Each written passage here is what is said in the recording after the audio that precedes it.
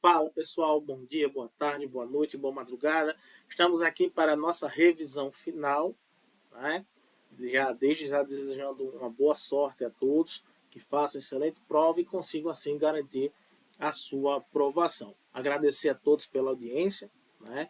Conseguimos chegar aí na região norte, nordeste, centro-oeste, sudeste, só não na região sul, mas quem sabe numa próxima ocasião a gente consegue chegar até lá. Então eu estou muito feliz, pessoal. Espero ter ajudado vocês. Chega de conversa, vamos lá para a nossa revisão. Tá? E a gente começa nossa revisão. Tá? Assim, é possível dividir a agricultura da região da Amazônia em dois tipos. Só que aqui tem uma coisa interessante. Ó.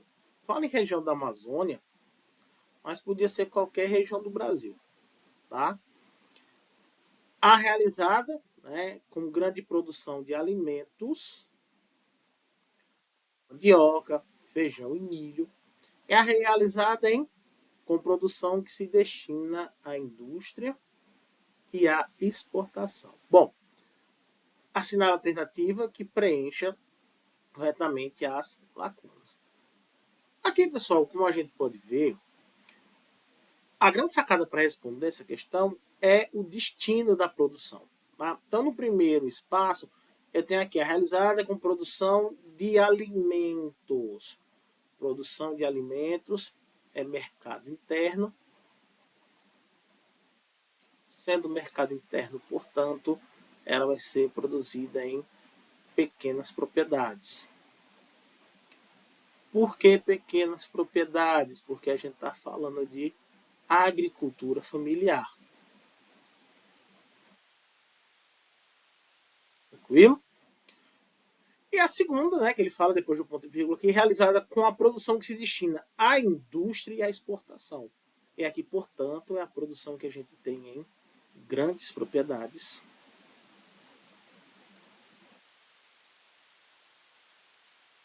Portanto, agricultura comercial. Tá? E aí, percebam uma coisa interessante, a banca cobra muito a diferenciação entre a agricultura familiar, a agricultura comercial, a destino da produção, o que é produzido, para quem é produzido, como é produzido e por aí vai. Tá? Então, isso pode ser que de repente apareça lá no domingo e se aparecer, a gente consegue resolver com muita tranquilidade. Beleza? Então, é uma questão simples que dá para relembrar os principais tipos de agricultura aqui no Brasil. A agricultura familiar e a agricultura comercial. Certinho? Vamos lá para a questão número 2. A questão número 2 diz assim, ó, os cartógrafos trabalham com a visão reduzida do território, sendo necessário indicar a proporção entre a superfície terrestre e a sua representação. Essa proporção é indicada pela escala. Então, a questão de escala, parte de cartografia. Tá? Diz lá, assinale a alternativa incorreta. Bom, aí domingo, você tem que tomar muito cuidado com isso para não perder as questões. A banca, ela gosta muito, muito, muito desse tipo de questão. Assinale a alternativa incorreta. Tá? Então, cuidado. Assim, letra A. Nos mapas, as escalas podem se representar de forma numérica ou gráfica. Né? Lembra que a numérica, como o próprio nome sugere, são números. Né? Então, colocar aqui, por exemplo, 1 para 50 mil. Pronto. Isso é a escala numérica. Tá? E a gráfica, se é aquela que está lá na retinha graduada, né? 0, sei lá, 50, 100, 150 e por aí vai. Tá? Essa aqui seria a escala gráfica. Certinho? Letra B. Atualmente, com o uso do sistema de posicionamento global, o GPS, a representação da escala deixou de ser um elemento obrigatório no mapa. Pronto. Isso aqui, pessoal, é a nossa alternativa falsa. Tá? O GPS ele é utilizado para localização. Ele não tem nada a ver com representação do espaço. Tá? O GPS, no caso, ele está ligado às coordenadas geográficas. Tá? Que é a forma de localizar qualquer ponto da superfície terrestre. Então, esse aqui é o nosso erro. Tá? E a gente vai trabalhar as nossas outras alternativas para poder fazer essa revisão legal. Certinho? Então, diz assim, ó, a letra C. A escala numérica indica a relação entre as dimensões do espaço real e do espaço representado, por meio de uma proporção numérica. Isso aqui é o que o enunciado da questão está falando, né? A escala indica quantas vezes o real foi reduzido para caber no papel, mantendo a relação de proporção. Letra D. A escala, seja ela numérica ou gráfica, representa a relação entre a medida de uma porção territorial representada no papel e sua medida real na superfície terrestre. Correto, né? Então, por exemplo, 1 centímetro no mapa equivale a tantos quilômetros no real. Né? A letra E diz assim: a escala gráfica é a representação gráfica da distância do terreno sob uma linha reta graduada. Está aqui o desenho que eu fiz aqui para vocês para ilustrar o que é escala numérica e escala gráfica. Então é uma questão simples de cartografia sobre escala, né? Que dá para matar com muita tranquilidade. Vamos lá para mais uma, número 3. Todas as altitudes são contadas a partir do nível médio dos mares, determinado por medições feitas por marégrafos em diferentes pontos do litoral. Nos mapas, a altitude pode ser representada por escala de cores que varia do verde para os locais mais baixos e o marrom para os lugares mais altos. Assinale a alternativa que indica um tipo de mapa que apresenta a variação de altitudes pelo método da escola de cores de forma correta. Bom, aqui falando, pessoal, sobre as representações de altitude, como vocês puderam ver aí no enunciado da questão. É algo que não tem sido muito falado, mas que está lá no edital, está, né? Na nossa aula número 1. Tá? No caso da altitude, pessoal, eu posso representá-la ou pela grade de cores, na escala de cores, o enunciado menciona, né? O verde são os lugares mais baixos, né? E o marrom,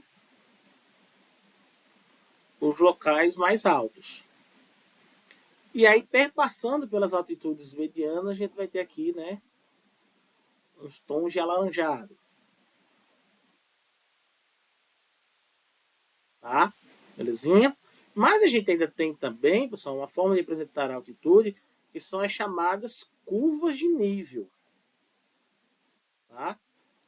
As curvas de nível, elas vão representar o terreno como se fosse uma visão aérea. Então, teria mais ou menos isso aqui, ó, um exemplo aqui do que seria as chamadas curvas de nível, certo? Então, aqui eu tenho, cada linha dessa tem uma altitude específica. Então, se eu determinar que aqui é de 50 a 50 metros, então toda essa linha tem 50 metros, essa próxima terá 100 metros e o topo aqui terá 150 metros. Tá? Lembrando, quanto mais afastadas as linhas, menos inclinado o terreno, quanto mais próximas as linhas, maior a inclinação do terreno. Então, essas são formas de representar a altitude. Tá? Nesse caso, como ele falou na questão da graduação das cores, eu vou ter um mapa, pessoal, do tipo hipométrico, tá? Está relacionado justamente à altitude. Beleza? Então, depois dê uma olhada nisso aqui para não serem pegos na prova de domingo a respeito aí das representações de altitude. Tá certo? Tá na nossa aula número 1. Ok?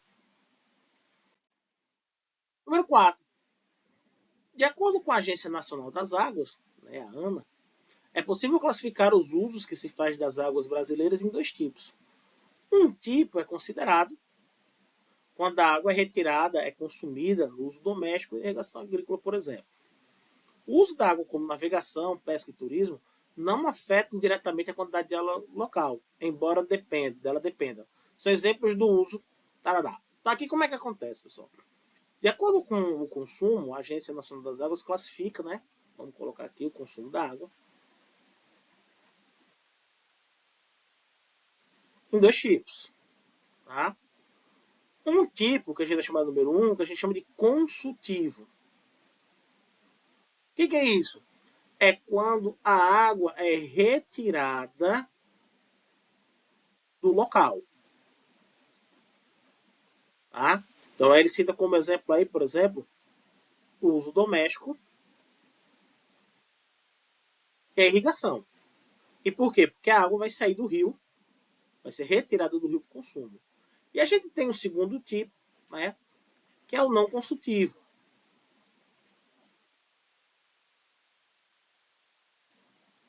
O que é isso? É quando a água, né, ela permanece no local. Por isso que ele cita aí, por exemplo, navegação. Você não vai tirar água do rio para poder navegar. Pesca, você também não vai tirar água do rio. Turismo, você também não tira água do rio para poder fazer o consumo dela, tá? Então, no caso aí, fala sobre o consumo d'água, são esses itens aí, né, essa classificação que a gente tem, para essa questão aqui, letra E, ok? Tá? E aí falando aí sobre os usos da água, no caso, tem a ver com hidrografia, bacias hidrográficas do nosso território, certinho? Bora lá para mais um. A escala do mapa é um fator de aproximação do terreno e possui significado científico e técnico. Tá? Então aqui está explicando, né, que a escala ela é um cálculo matemático, né, indica quantas vezes a área foi reduzida para ser cartografada. No plano de pesquisa, o levantamento de campo, perdão, a escala determina o nível de detalhe em função do espaço a ser mapeado. No que se refere à escala, a questão quer dizer, assinale a alternativa correta. Então, aqui nesse caso, pessoal, como eu estou falando especificamente de escala, a gente vai ter que lembrar o seguinte: o que é uma escala grande e o que é uma escala pequena. Tá? Isso vai ser muito importante para a gente. E não dá para chegar domingo sem conhecer esses dois conceitos aqui. Certinho? Então vamos lá. Escala grande é aquela que possui menor denominador. Tá? Então são grandezas inversamente proporcionais. Tá? Então escala grande, ó, menor denominador. Tranquilo? Ela ainda, pessoal, vai apresentar, certo? Mais detalhes. Tá? E por último, ela ainda vai ter, pessoal, vai representar áreas pequenas. Por exemplo, uma rua, um bairro e por aí vai. Tá? Então, essa é a primeira diferença a lembrar. Já o mapa de escala pequena é aquele que vai possuir maior denominador. Ó, se a escala é pequena, o denominador é grande. Tá? Segundo, é aquela que vai representar menos detalhes. Porque a redução dele foi muito grande, então não dá para enxergar muitas coisas.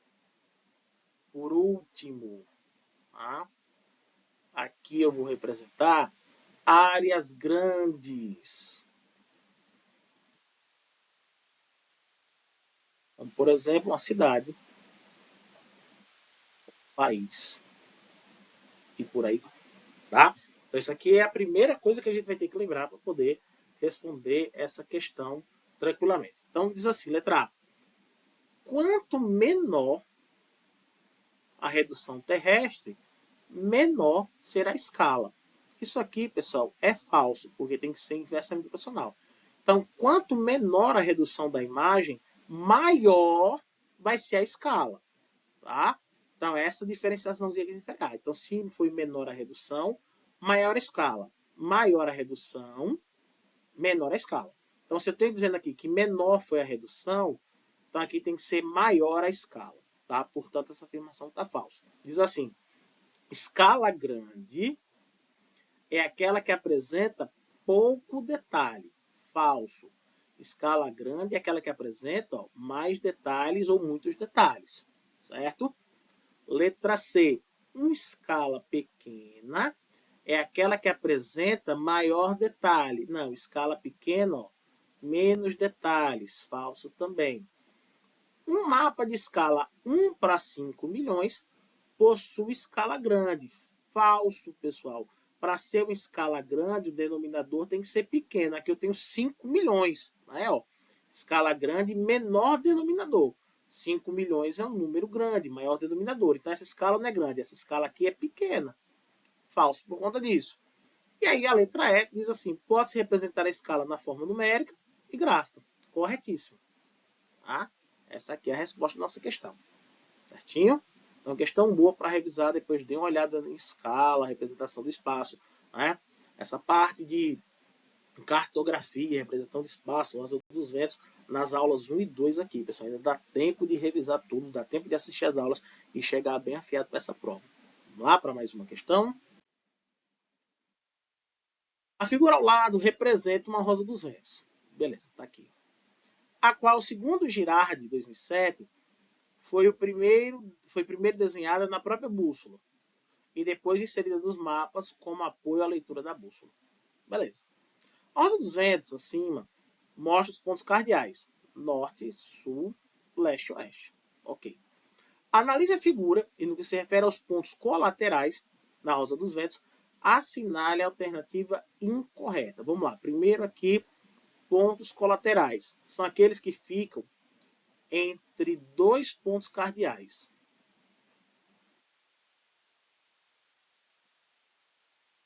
Tá?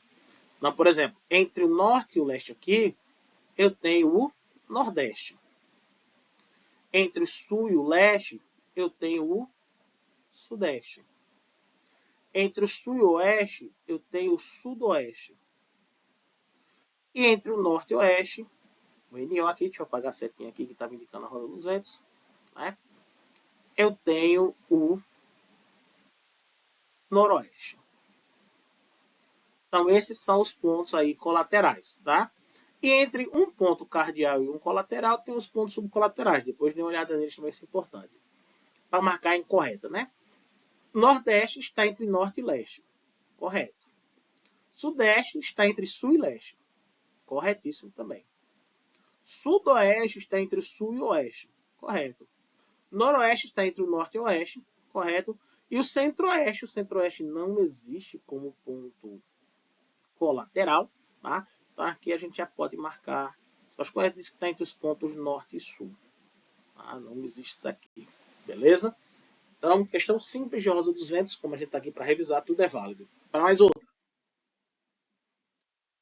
Esse tipo de migração é atualmente um dos principais fenômenos do fluxo populacional e a sua ocorrência está se tornando cada vez mais presente nas últimas décadas do Brasil. Regiões que tradicionalmente perdiam população, de forma permanente, como o estado de Minas Gerais e a região Nordeste, apresenta nas últimas décadas uma forte recuperação da população que anteriormente saiu, emigrou. Assinale a alternativa correta correspondente ao tipo de migração. Então vamos lá. É uma migração cada vez mais presente nas últimas décadas do Brasil. Então é um tipo de migração atual que tem ocorrido no nosso país. Tá? E ele fala o seguinte: ó, lugares que perdiam população agora estão ganhando. Perdiam população, recuperação. Então, de pessoas que saíram e estão retornando. Se estão retornando, pessoal, migração de retorno. E a imigração de retorno, pessoal, ela consiste nas pessoas que foram, né, passar uma temporada, tal, tentar buscar melhoria nas condições de vida, foram para morar, conseguiram essas condições de vida, agora estão retornando. Nesse tipo de migração de retorno, o Nordeste sempre vai servir como exemplo. Tá? Mas a migração do retorno acontece só para o Nordeste do Brasil? Não. Mas o Nordeste vai servir como retorno. Beleza? Então é importante pensar nisso. Vamos lá para outra questão bacana. 8. Quanto maior a população, quanto maior a participação no setor primário e secundário da economia, maior tende a ser a emissão de CO2 nos estados brasileiros. Assinala a alternativa que apresenta, respectivamente, uma atividade do setor primário e outra do setor secundário da economia. Lá no edital, quando a gente fala de urbanização, tem pedido para falar sobre atividades econômicas, né? E a gente divide as atividades econômicas em três grandes setores. Tá? O setor primário, setor secundário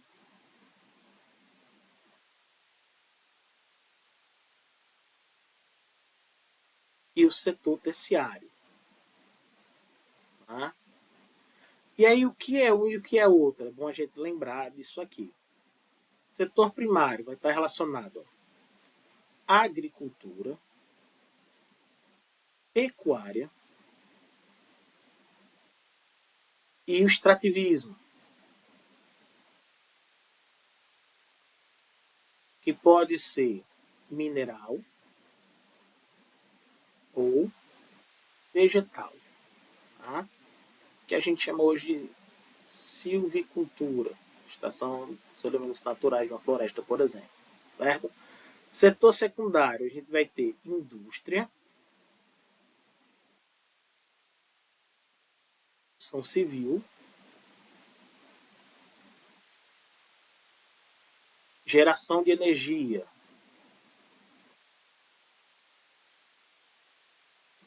setor terciário, comércio e serviços. Tá? Então, esses são os ramos, né, da economia, divisão aí. Importante a gente lembrar. Então, no caso, ele quer, respectivamente, né, setor primário e secundário. Então, letra A, eu tenho aqui produção de soja e indústria alimentícia. Pronto, produção de soja, setor primário, indústria alimentícia, setor secundário. Essa aqui é a resposta da questão. Tá?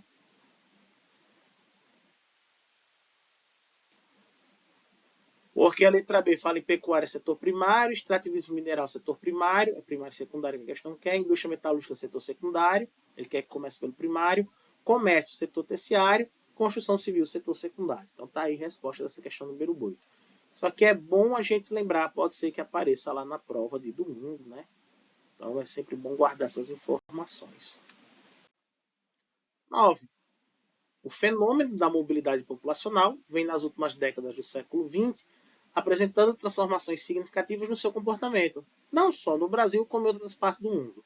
No que se refere à migração pendular, assinale a alternativa correta. Migração pendular, pessoal. É do tipo vai e volta. Tá?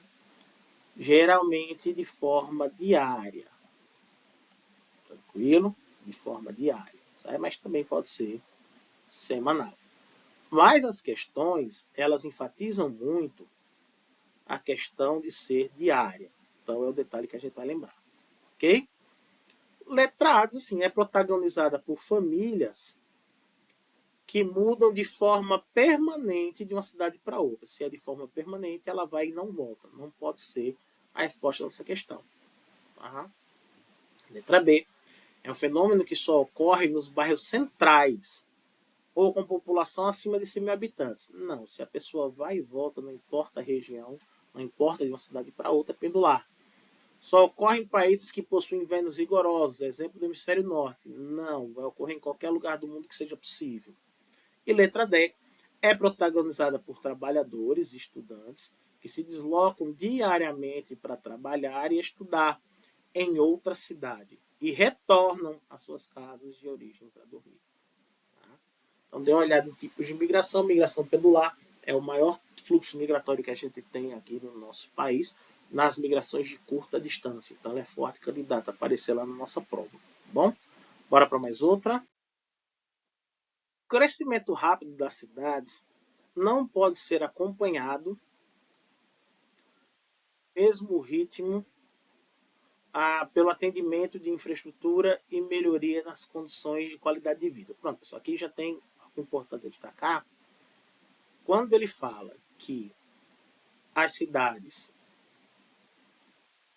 não podem acompanhar o crescimento e melhorar a qualidade de vida da população, a gente está falando de inchaço urbano, tá? Que são os problemas que a cidade vai apresentar, tanto de ordem social quanto de ordem ambiental. E lembrem-se disso aqui, tá? Deixa eu ajeitar isso aqui que ficou muito feio. Nas áreas mais pobres, isso vai ser muito mais comum. Tá? Que são os espaços de vulnerabilidade social.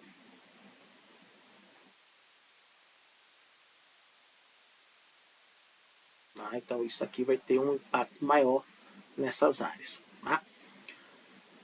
Então, ó, a deficiência de água tratada, de coleta e tratamento de esgoto, pavimentação de ruas, galerias de águas pluviais, áreas de lazer e áreas verdes é comum nessas cidades. Tá? Então aqui está falando da falta dos serviços que a população tem, caracterizando aí o chamado inchaço urbano. Assinale a alternativa que corresponde a uma intervenção antrópica, ou seja, uma ação do ser humano, na paisagem da imagem e impacto ambiental. Aqui a gente tem, pessoal, uma imagem aqui de um córrego, né? Na realidade, o Rio Arruda, em Belo Horizonte, né? E as vias próximas, esse rio aqui está canalizado, né? Em volta, que era para estar cheio de vegetação de mata ciliar, eu tenho aqui as vias de acesso, né? Duas vias altamente pavimentadas. Então, é para associar a foto com um problema ambiental que isso vai causar, né? Desmatamento e deslizamento de terra não pode ser a resposta, porque isso aqui eu precisaria ter uma imagem de encosta, né? Os loucos. Tá? Industrialização e chuva ácida não é a resposta também, porque eu tenho aqui as vias, né? Extração de água subterrânea, subsidência do solo também não é, que isso fala o solo ceder. Então só sobra aqui, ó, impermeabilização do solo nas áreas de várzea, que são áreas que enchem naturalmente, né? E aí, como elas estão pavimentadas, isso vai representar problemas de enchente. Tá? Então, uma questão básica aí de interpretação de imagem. Se cair uma dessa na prova, a gente mata com muita tranquilidade. Vamos lá para mais uma.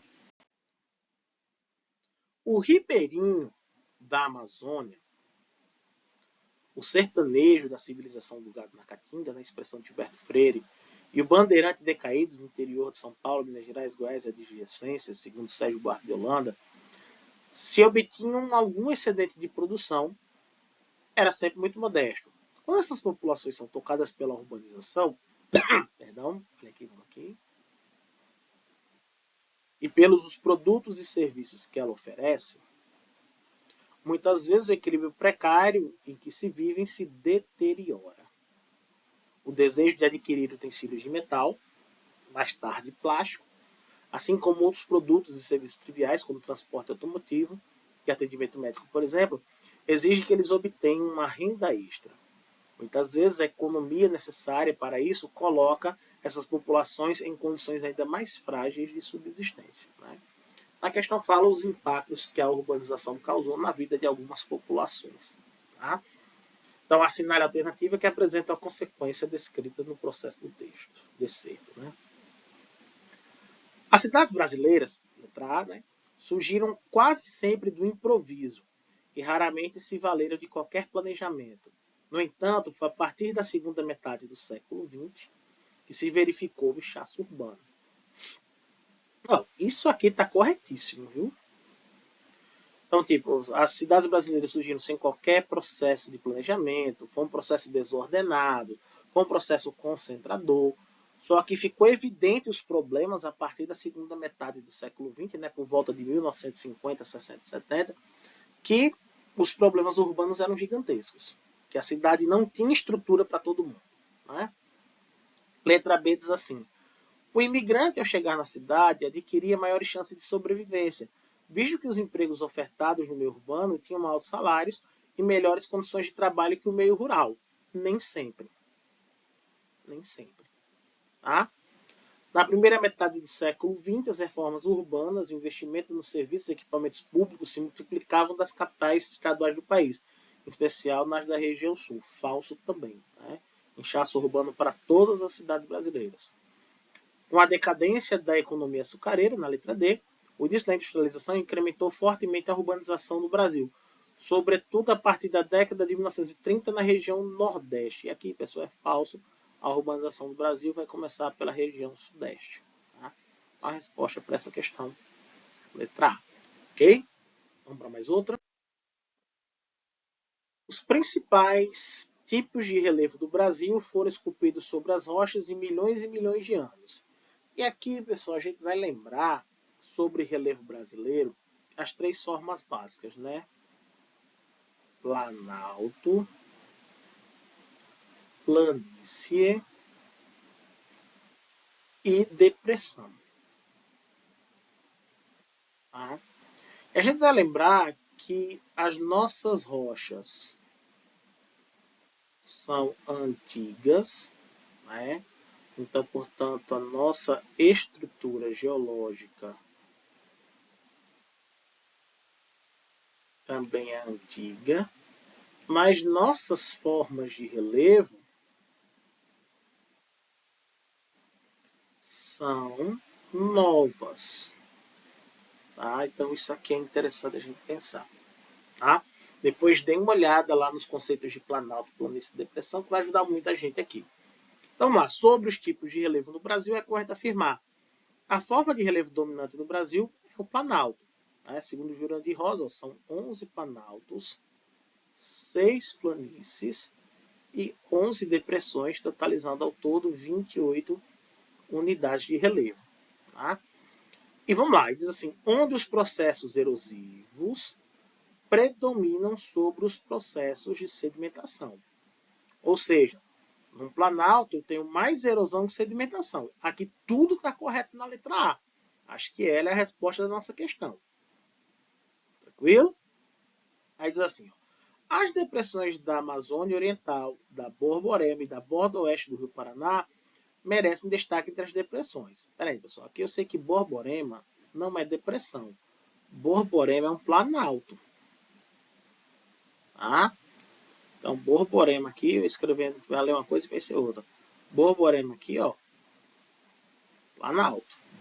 Então, já caracteriza essa afirmação aqui como falsa. Tá? O pico da bandeira e das agulhas negras, os mais elevados do país, sobressaem nas formações jovens no Sudeste. Na verdade, o ponto mais elevado do país é o pico da neblina. Né? É o pico da neblina. E outra, as formações do Sudeste não são jovens, elas são antigas, que caracteriza a afirmação como falsa também. É letra D. Os dobramentos modernos atingiram durante a região serrana no extremo norte do país. Dobramento moderno é sinônimo de montanha. No Brasil não existe montanha. Tá? Então no Brasil não tem montanha. As planícies típicas ocupam grande parte do território brasileiro, principalmente na Amazônia Ocidental. Na verdade, as planícies elas vão ocupar, pessoal, áreas que tenham água. Né? Então, no caso, eu tenho Amazônia, Pantanal, litoral brasileiro e por aí vai. Tá? Então, aqui no caso, letra A para essa questão. Certo? Então, dê uma revisada. Identifique qual o clima da coluna 1 apresenta as características descritas na coluna 2. Questão boa aqui para a gente revisar clima. Tá? Então, eu tenho A para equatorial, B para tropical, C para tropical atlântico, D tropical de altitude, E subtropical e F semiárido. Tá? Diz assim, ó, características, né? Primeiro parênteses. Apresenta temperaturas elevadas, chuvas regulares e é influenciado pela massa de ar tropical atlântica. Opa, tem chuva, tem temperaturas quentes, chuvas regulares e é influenciado pela massa tropical atlântica, está próximo do oceano. Então aqui é o clima tropical atlântico. Vou colocar aqui do lado, pessoal, que nos parênteses não vai caber. Tá? Então, tropical atlântico. Beleza?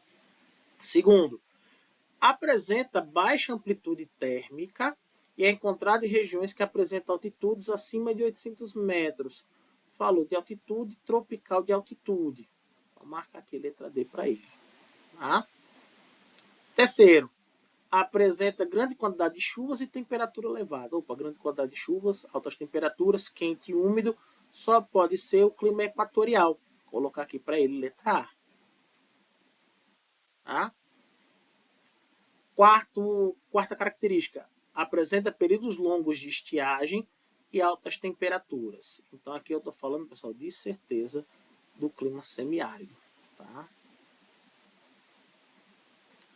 Pode ser dividido em duas estações bem definidas, de seca e chuva. São duas estações, tropófilo, clima tropical. E por último, no inverno as temperaturas caem, podem ocorrer geadas e até neve, só pode ser o clima subtropical. Sequência C, D, A, F, B, C, C, D, A, F, B, C, letra D aqui. Tá? Então, interessante essa questão para revisar mesmo, para que a gente chegue lá na prova sem dúvida sobre o clima. Tá certo? E por último, pessoal, diz assim: a natureza é uma totalidade onde todos dependem de todos. Essa totalidade é o resultado de combinações das condições necessárias para que as espécies obtenham energia e participem de interações biológicas em seus nichos. Considerando o excerto e os conhecimentos sobre formações fitogeográficas, ou seja, sobre vegetações do Brasil, marque VOF. Tá? Vamos lá. A Mata Atlântica também recebe o nome, nas áreas mais altas, de floresta latifoliada úmida de encosta, devido à umidade que recebe da massa tropical atlântica ou dos ventos alísios do sudeste. Isso tudo aqui está correto. Tá? Nome de Mata Atlântica, floresta úmida de encosta por conta da vegetação dos morros, folha grande, altitude e altos índices de chuva. Tudo corretinho aqui. Segundo parênteses. O cerrado é um domínio vegetal nativo do Brasil Central. Correto. Apresentando vegetais tropófilos e vários aspectos ou fisionomias. Correto. Né? Aí eu tenho campo aberto, campo fechado, campo cerrado, cerradão, por aí vai. Tá?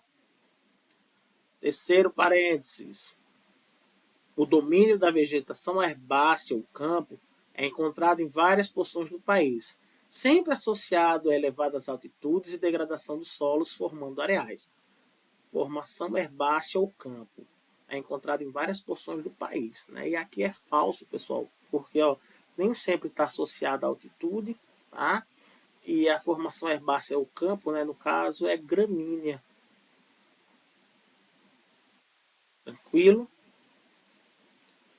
A vegetação do Pantanal é considerada complexa, porque existem espécies das florestas, dos campos e dos cerrados, estando localizado numa área de planície sedimentar drenada pelo rio Paraguai. Tudo aqui está correto sobre o Pantanal. Né? Aí, por último, diz assim, a mata de araucária, das florestas brasileiras, é a única localizada em clima temperado. Não, o clima é subtropical. Tá? Onde apresenta vegetações higrófilas, acostumadas com muita chuva. Tá, dá para engolir. Latifoliada, não, é folha pequena. Então tem dois erros aqui, caducifólia correto, né? Falso aqui. Então verdadeiro, verdadeiro, falso, letra C. Então, a gente vai ficando por aqui, né?